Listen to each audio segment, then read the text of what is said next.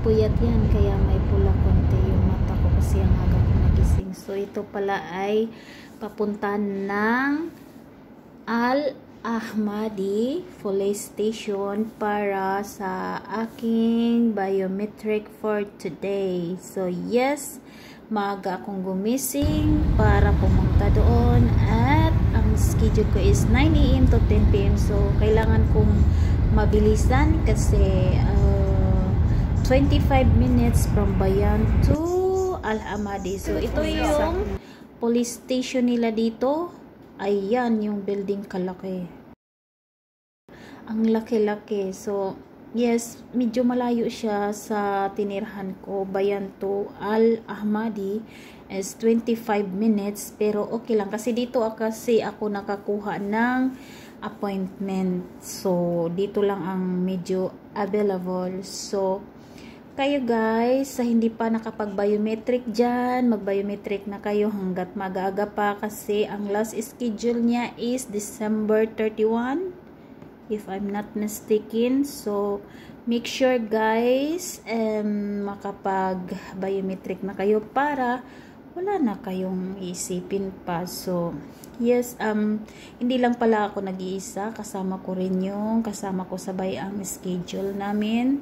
So, yun, medyo malayo-layo man dito pero happy face yan kasi syempre wala na kaming iisipin kasi nakaka-stress din yung mag-iisip ka ng paano magpa-appointment, maghihintay ng kung kailan may bakante. Saka ngayon, happy face na kasi tapos na wala na kaming iisipin. So, kayo everyone, na akong mga kaibigan din nga nasa Kuwait, sige magpa-biometric na kayo, wag na kayong langay-langay. Mas mabuti yung maaga-aga pa kasi 2 months na lang, madali lang ang araw ngayon. So yes, kinahanglan jud nga buhaton na ninyo para mahuman na tatanan, charot. Hindi ko alam kung anong reason why nga gimandatory na dire pero mosunod na lang ta sa ilahang rules. So ngayon, ituturo ko sa inyo kung paano kayo pa-appointment sa biometric. Okay? So, yun nga, sundin nyo lang yung sasabihin ko para alam nyo kahit papano. So, sundan nyo lang. Sana makatulong man lang ako kahit konti. Maraming nagtatanong pero ginawa ko lang itong video na to para sa inyo kasi pag iwan by one kasi mahihirapan ako. So, keep on watching. Basta sundan nyo lang yan guys ha. Charot. Una, mag-download kayo ng apps na Sahel. Nakita nyo yung Sahel na yan. Click lang yan. Click ulit. Wait for seconds. Nakita nyo sa baba, may nakalagay dyan na appointment. Click nyo lang yan. Pag natapos nyo, click yung appointment na yun, may nakalagay doon na search appointment. So, may nakalagay doon na yun nga, appointment. Tapos, hanapin nyo lang yung Minister of Interior. Tapos, i-click nyo yan. May makita kayo dyan naka-blue. Scroll down lang at hanapin nyo yung General Department of Personal Identification. So, click nyo lang yan. Tapos, may makita kayong biometric enrollment. Click nyo lang yan. Tapos, meron dyang select branch. Click nyo yung nasa gilid. Tapos, may lalabas dyan ng mga kung saan gusto nyo ang magpa-biometric. Like, dyan ba sa General Department? I-click nyo lang yan kung meron ba dyang available na appointment. So, pag red, wala yan siya. Puno yan siya. Yan, red. Lahat ng pizza na yan, yung date na yan, puno yan.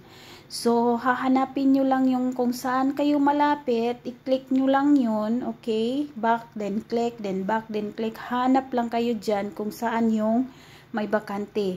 Pag bakante is mag-blue yan. Pag wala, unavailable, red. So, yan blue. Nakita nyo yan?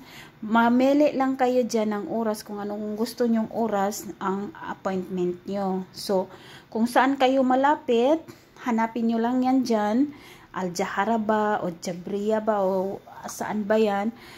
basta maghanap kayo dyan kung meron bang available dyan na appointment. Click nyo lang yan pag may makita kayong naka-blue. Pag red, unavailable yun. So, yes, ganun lang kadali guys. So, ang nakuha ko kasi is malayo-layo. Kaya, 25 minutes from Bayan. So, no choice, kay doon man ang may bakante nung nagpa-appointment ako. Pero ngayon, maraming bakante ngayon so i-grab nyo na yan guys. Kasi siguro kaya ngayon maraming bakante kasi magha-holiday ng November 1 to November 2, right? So, marami talagang available na appointment. So, i-grab nyo na yan para matapos na rin kayo. So, baka sa month of December, fall na yan siya lahat. So, mahihirapan kayo. Tsaka mahirap din mag-walk-in. So, mas better na na lang kayo ng appointment. Kasi, mabilis lang. Alam nyo ba na, pagkadating ko doon, mga 20 minutes or 10 minutes lang atang inaantay ko. Kasi, hindi naman karamihan ang tao pag may appointment ka. So, mas better talaga yung meron kang appointment. So, yes, so hope so nakatulong ako sa inyo. And thanks for watching guys. Bye-bye.